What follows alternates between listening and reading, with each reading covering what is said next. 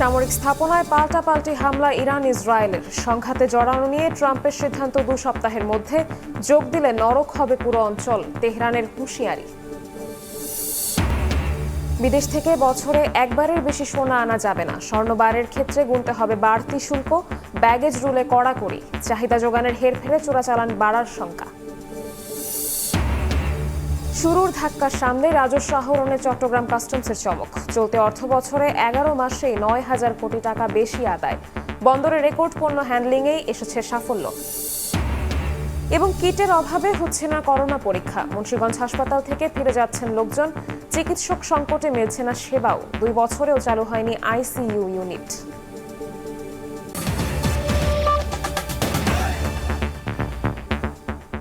সকালের সময়ের সঙ্গে আছি আমি শবনম নিবিড়।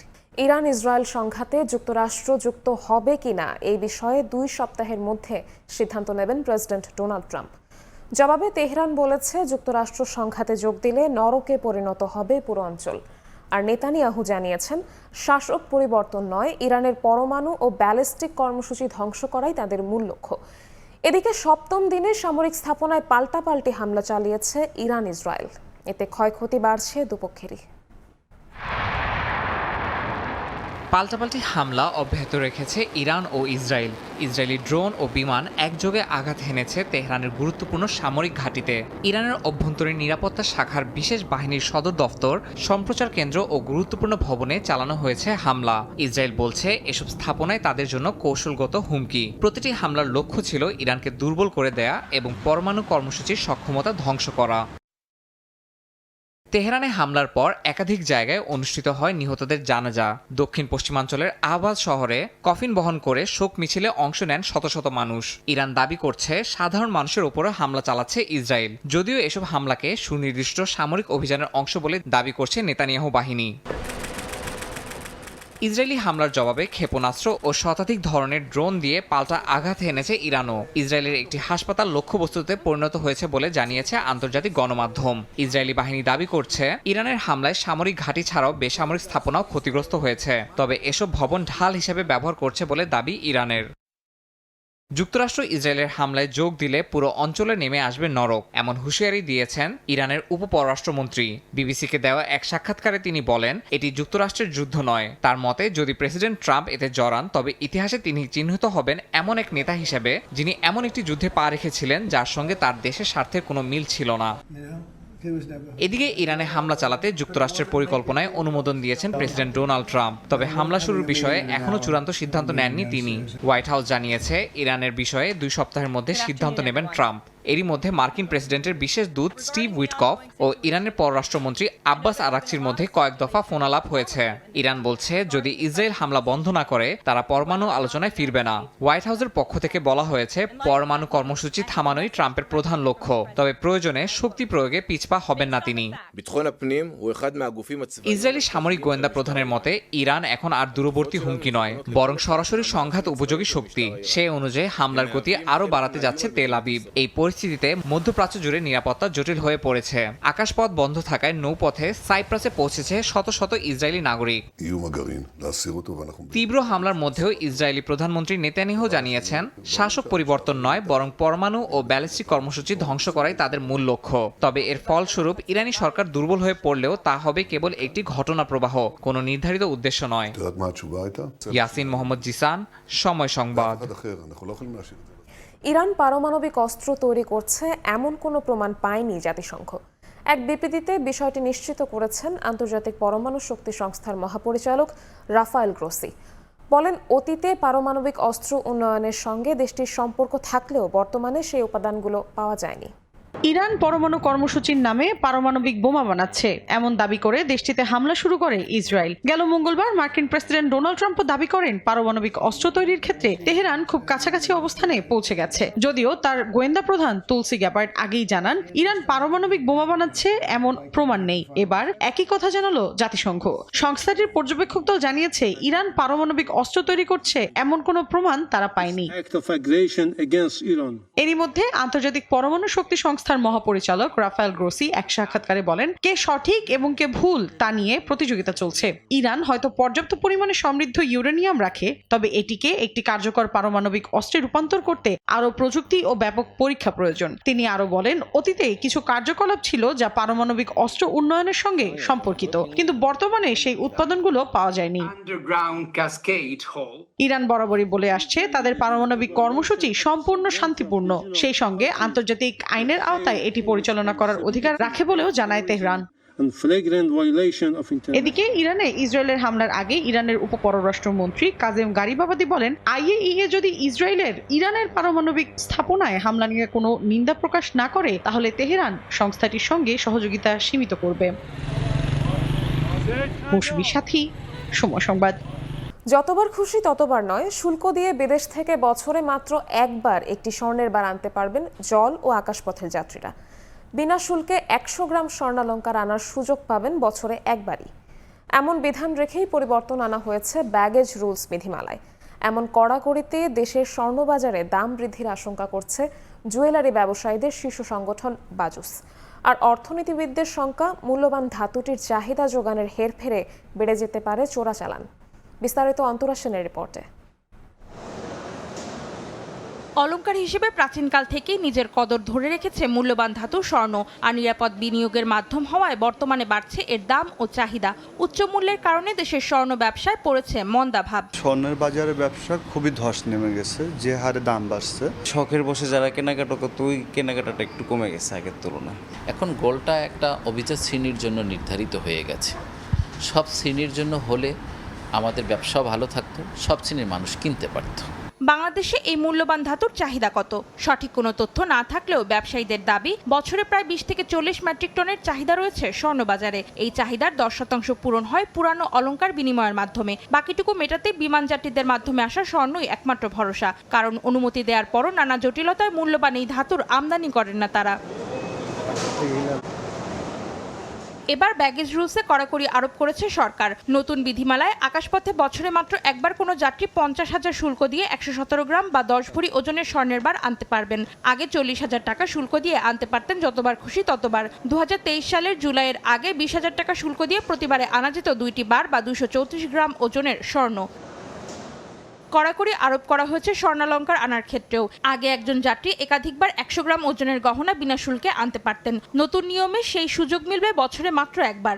যেটুকু ডিমান্ড আছে সেই ডিমান্ডের তো আপনাকে সাপ্লাই থাকতে হবে। লোকাল বাজারে যেই গোল্ডটা পাওয়া যায় তার থেকে বেশি পড়ে যায়। তো বেশি দামে কিনে কম দামে বিক্রি করা তো বিজনেস না। বিজনেস হলো কম দামে কিনে বেশি দামে বিক্রি করা। অস্থিতিশীল ব্যাপারটা, এইটার জন্য আমাদের যে মনিটরিং বা আমাদের যে বৈষম্য, এই বিষয়টা কে দেখবেন, জাজ করবেন কে? এমন পরিস্থিতিতে দেশের স্বর্ণের যে চাহিদা আছে তা মেটাতে চোরাচালান বাড়ার আশঙ্কা করা হচ্ছে।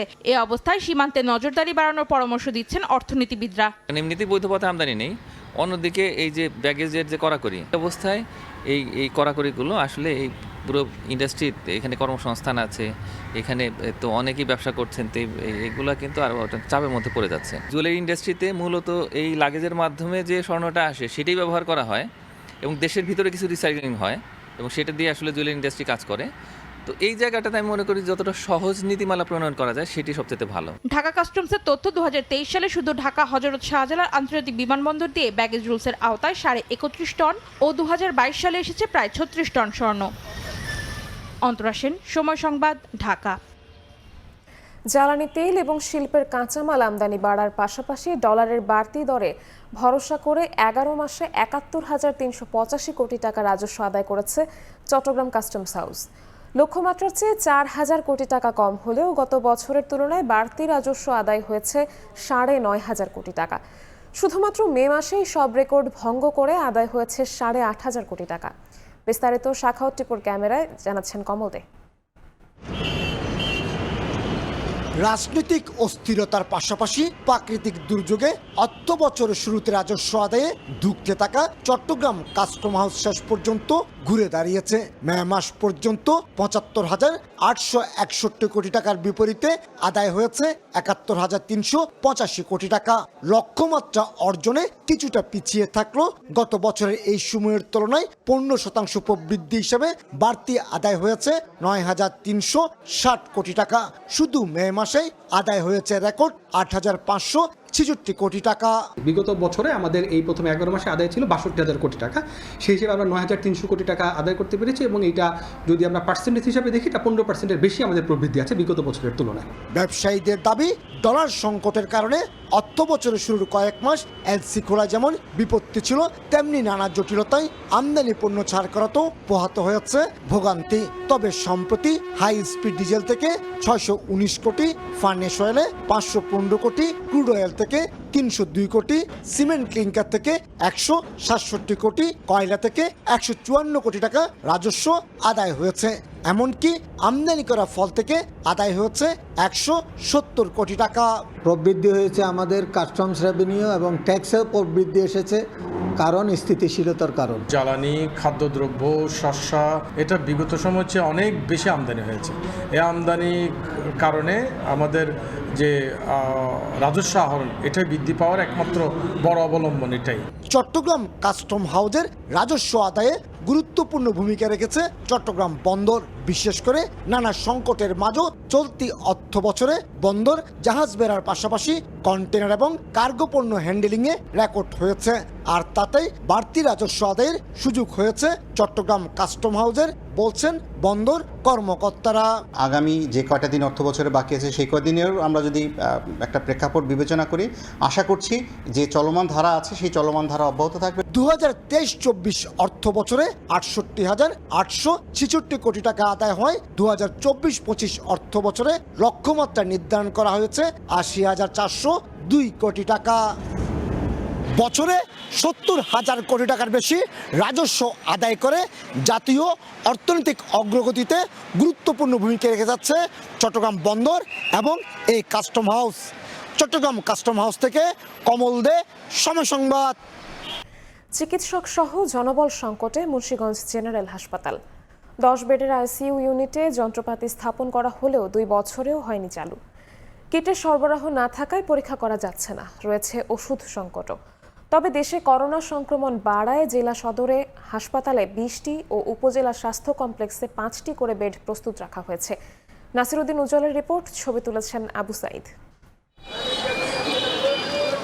চিকিৎসা সেবা পেতে রোগীদের দীর্ঘ লাইন, এই চিত্র মুন্সিগঞ্জ জেনারেল হাসপাতালে।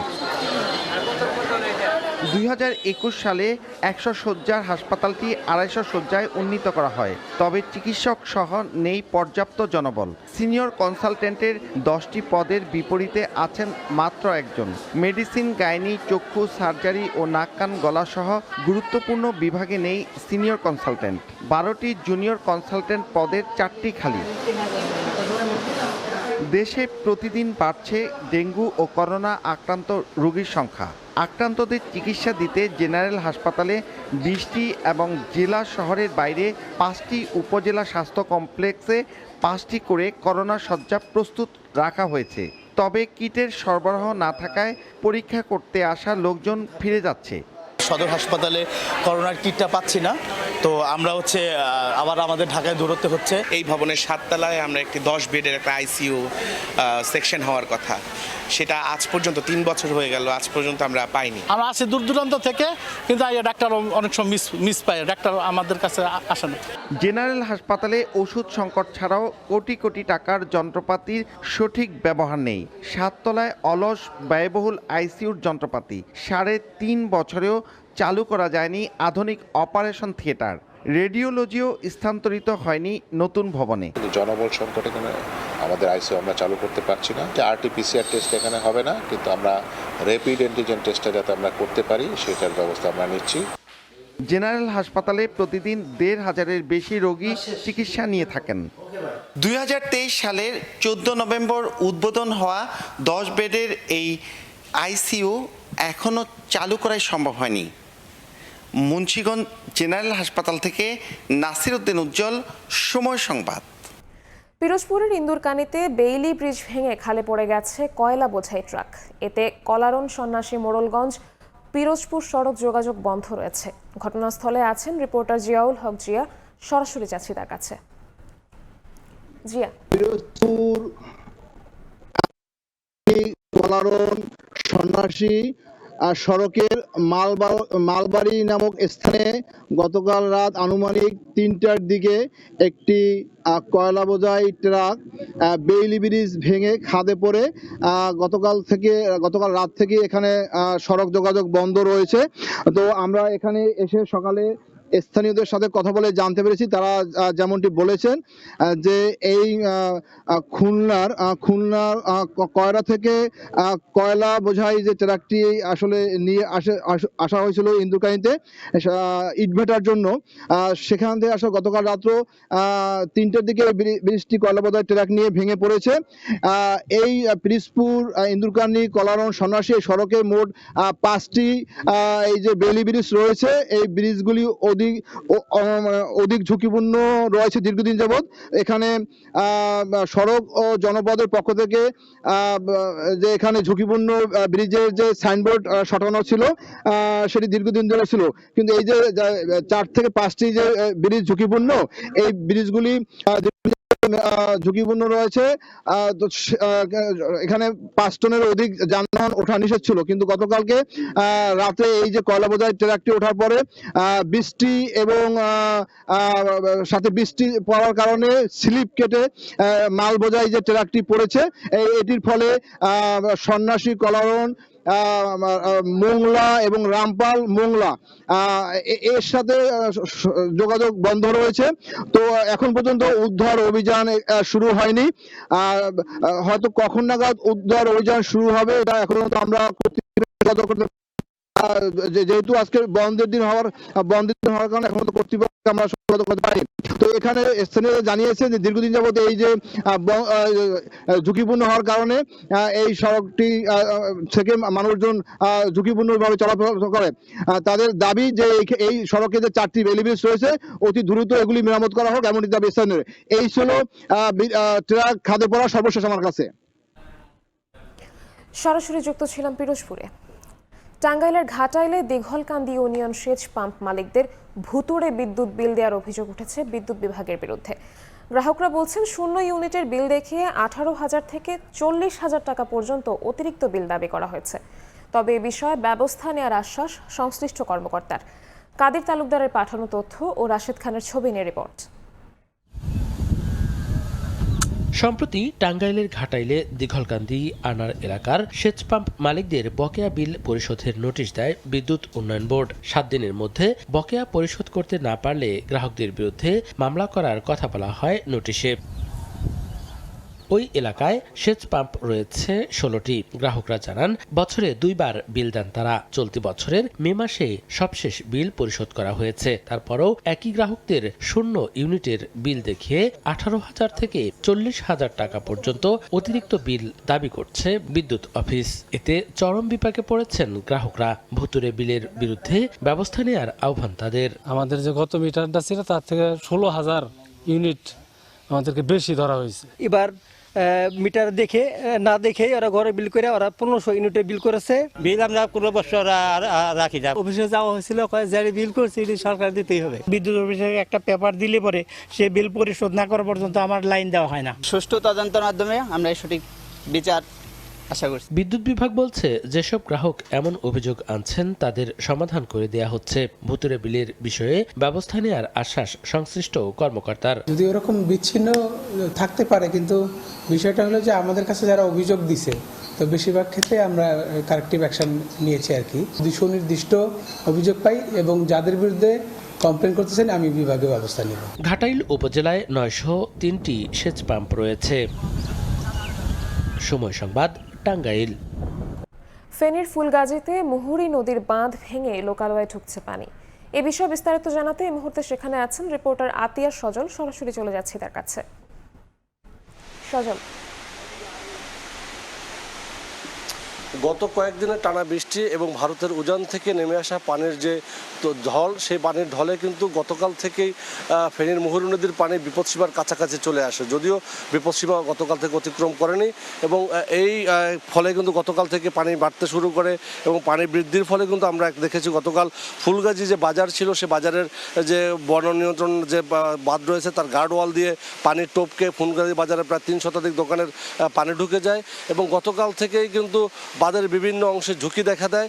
এর মধ্যেই রাতেই কিন্তু আমরা যে দেখেছেন যে এই যে বাঁধটি রয়েছে ফুলগাজীর উত্তর বড়ইয়া নামক স্থানে, সেখানে কিন্তু দক্ষিণ বড়ইয়া নামক স্থানের এই বাঁধে ভাঙন সৃষ্টি হয় এবং এই ভাঙনের ফলে কিন্তু এখন লোকালয়ে হু হু করে এভাবে পানি ঢুকছে এবং যদিও পানি বিপদসীমার অনেক 100 সেন্টিমিটার নিচ দিয়ে প্রবাহিত হচ্ছে, তারপরেও এখন বিপদসীমা অতিক্রান্ত হওয়ার আগেই কিন্তু এখন ফেনীর মুহুরী নদীর পানি লোকালয়ে ঢুকতে শুরু করে বাঁধ টপকে।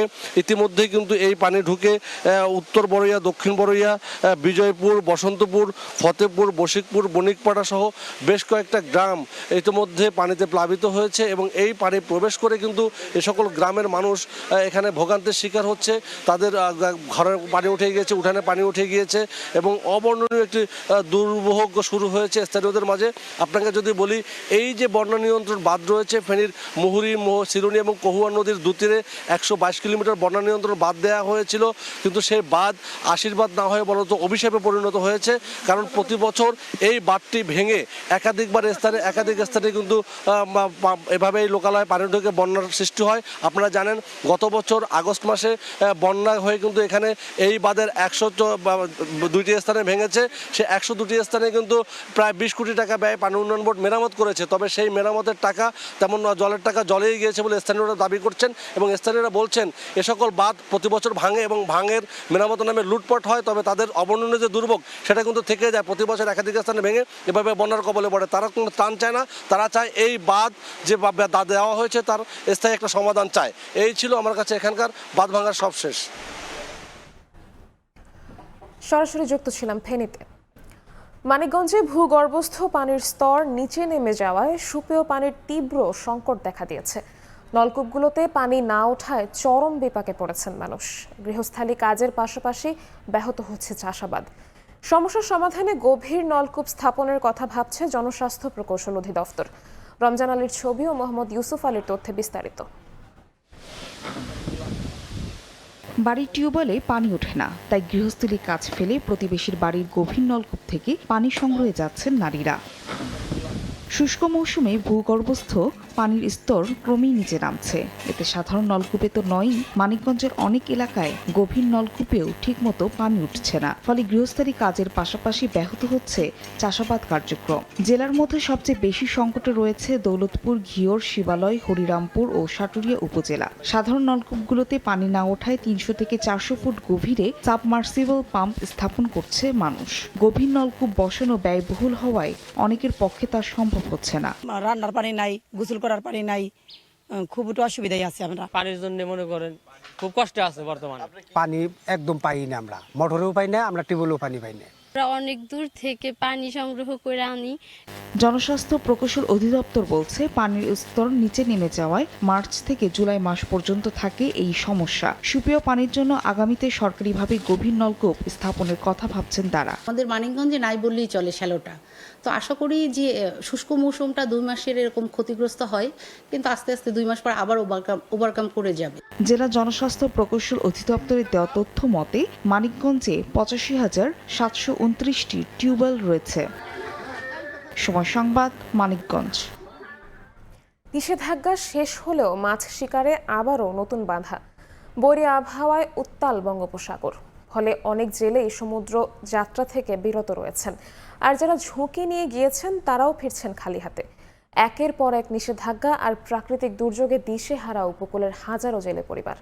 বিস্তারিত শিকদার জাবির হোসেনের রিপোর্টে, ক্যামেরায় ছিলেন তৌকিব মেদা। 58 দিনের নিষেধাজ্ঞা শেষে 12 জুন থেকে সমুদ্রে মাছ ধরা শুরু হলেও স্বস্তি ফেরেনি জেলেদের জীবনে। এর মধ্যেই বঙ্গোপসাগরে শুরু হয় বৈরী আবহাওয়া। এতে অনেকে নামতেই পারেননি সমুদ্রে। কেউ কেউ পেটের দায়ে নেমেছেন ঠিকই, কিন্তু উত্তাল সমুদ্রে মাছ না পেয়ে ফিরে এসেছেন হতাশ হয়ে।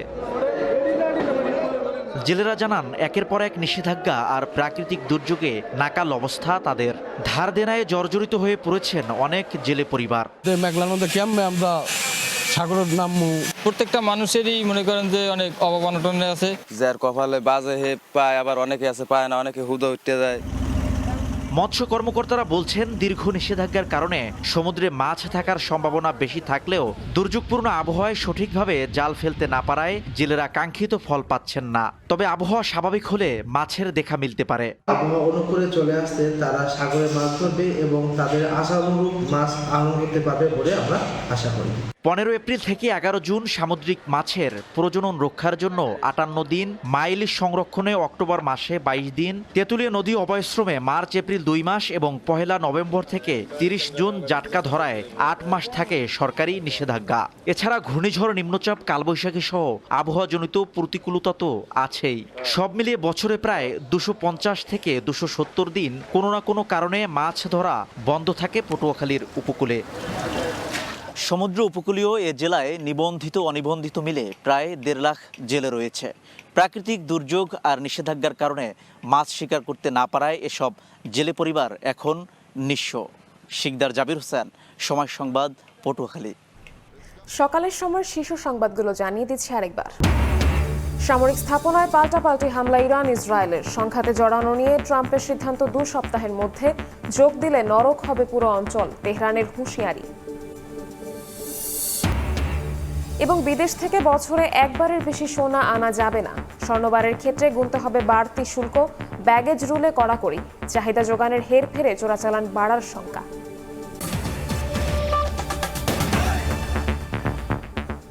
এ ছিল সকালের সময়, সঙ্গেই থাকুন সময়ের।